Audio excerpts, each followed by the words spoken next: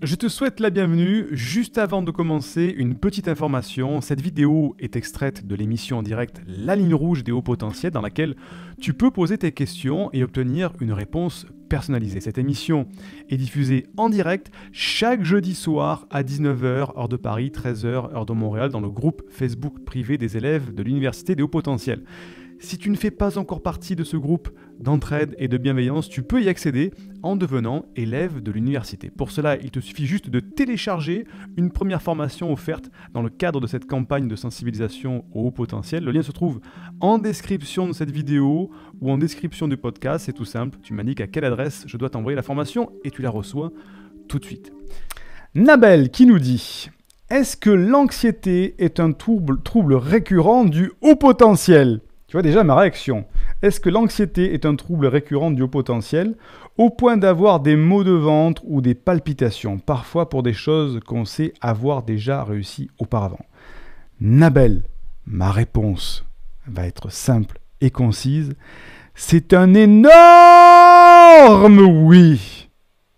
Le haut potentiel est un gros anxieux. Déjà parce qu'il se remet sans cesse en question, une capacité à s'auto-dévaloriser, tout ça, mais surtout parce qu'effectivement, ça peut arriver jusqu'à des manifestations physiologiques. Pourquoi? Parce que le haut potentiel va parfois refouler ses émotions, comme je viens de l'expliquer tout à l'heure. Refoulement des émotions, les émotions, ça fait la cocotte minute.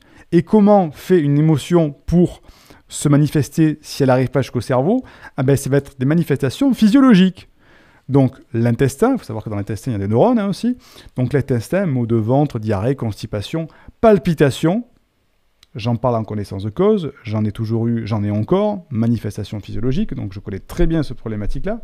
Des palpitations au niveau du cœur, des extrasystoles, des douleurs dans la poitrine, des trucs comme ça, qui sont des manifestations physiologiques. Alors pas tout le temps, attention, je ne dis pas que toutes les douleurs sont des manifestations physiologiques. Mais souvent, chez le haut potentiel, ce sont des manifestations physiologiques de réactions émotionnelles refoulées. Donc oui, l'anxiété est un trouble récurrent du haut potentiel. Ne serait-ce que par rapport à ce refoulement, cette déconnexion émotionnelle, mais aussi parce qu'il y a ce profond mal-être, cette profonde... je suis sans arrêt en train d'être trop conscient de tout ce qui se passe, de tout prendre pour moi, la vie, les événements, la politique, les guerres, les gens, tout ça, je me sens concerné et ça me traverse en moi, et il y a de l'anxiété. Mais pourquoi les gens sont méchants? Pourquoi il y a de la guerre? Mais pourquoi ci? Mais pourquoi là? Et là, l'anxiété, l'éponge émotionnelle, transformation en anxiété, parce que trop d'émotions, trop d'informations qui rentrent à l'intérieur d'une machine qui ne peut pas tout accepter. On ne peut pas sauver le monde entier. On ne peut pas tout prendre pour soi. Il faut en laisser un petit peu pour les autres, dans le positif comme dans le négatif. Donc oui, Nabel, l'anxiété est un trouble récurrent du haut potentiel, même quand parfois, comme tu le dis, pour des choses qu'on sait avoir déjà réussi auparavant, eh bien, le haut potentiel a cette capacité à se remettre en question. Oui, je l'ai fait avant, mais est-ce que j'ai pas eu de la chance?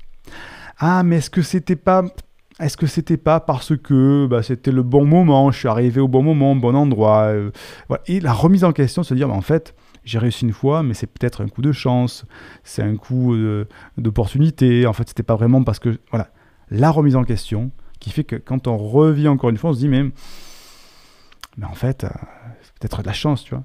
Je prends mon cas, par exemple. Je suis un ancien athlète de haut niveau d'Aviron, 10 fois médaillé au niveau international, national. J'ai un paquet de médailles de coupe. C'est pas pour me la péter, c'est juste pour l'exemple. C'est pour te dire qu'en fait, même quand j'ai arrêté ma carrière, je me suis dit, j'ai toujours eu de la chance, en fait. Ah oui, mais j'ai toujours eu une médaille parce qu'en fait, c'était la bonne année. Et puis, je sais pas, j'ai eu le bon coéquipier. Et puis... Mais quand ça fait 10 ans que tu fais ça, que ça fait 10 ans que tu gagnes des médailles, il a fallu qu'un jour quelqu'un qui me dise « Mais Siegfried, mais tu te rends pas compte de la carrière que tu as eue? Tu te rends pas compte ?» Je dis « Ben non, franchement, mais tu te rends pas compte, quoi. » Et en fait, non. Pour moi, à chaque fois, j'avais eu de la chance, c'était l'opportunité, j'étais bien placé, j'ai eu une condition favorable. Alors que ça faisait 10 ans que je gagnais des médailles, que j'étais en équipe de France, etc. Donc le haut potentiel a cette capacité à sans arrêt s'auto-dévaloriser et se remettre en question. Et il faut que de temps en temps, quelqu'un qui dit « Oh, hey, tu te rends compte un peu de ce que tu fais là? C'est pas normal ce que tu fais, hein. C'est largement au-dessus des autres, là. Donc, effectivement, tout à fait, c'est le propre des hauts potentiels d'avoir de l'anxiété. Indique-moi en description à quelle adresse t'as envoyé la formation offerte qui s'intitule « Canalise tes pensées envahissantes et profite de l'instant présent ». Et surtout, partage cette vidéo à une personne de ton entourage que ça pourrait aider. Et n'oublie pas, comme le disait Einstein, la folie c'est de faire toujours la même chose et de s'attendre à un résultat différent. Si tu veux t'épanouir avec ta douance, c'est le moment d'utiliser le bon mode d'emploi, celui qui fonctionne avec toi, et de changer pour faire de cette terre un monde meilleur.